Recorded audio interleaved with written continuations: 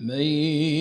يطع الرسول فقد أطاع الله ومن تولى فما أرسلناك عليهم حفيظا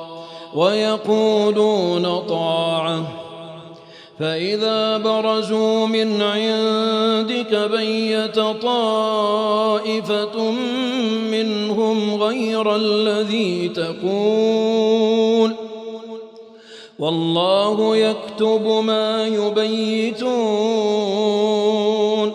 فأعرض عنهم وتوكل على الله وكفى بالله وكيلا أفلا يتدبرون القرآن ولو كان من عند غير الله لوجدوا فيه اختلافا كثيرا وإذا جاءهم أمر من الأمن أو الخوف أذاعوا به ولو ردوه إلى الرسول وإلى أولي الأمر منهم لعلمه الذين يستنبطونه منهم ولولا فضل الله عليكم ورحمته لاتبعتم الشيطان إلا قليلا فقاتل في سبيل الله لا تكلف إلا نفسك وحرض المؤمنين عسى الله أن يكف بأس الذين كفروا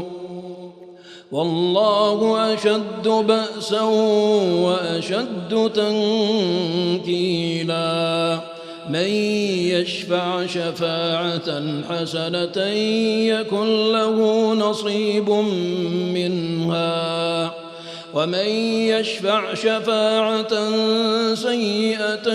يكن له كفل منها وكان الله على كل شيء مقيتا وإذا حييتم بتحية فحيوا بأحسن منها أو ردوها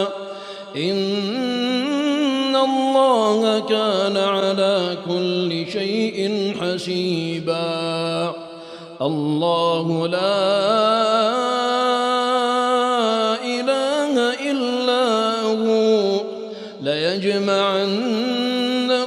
إلى يوم القيامة لا ريب فيه ومن أصدق من الله حديثا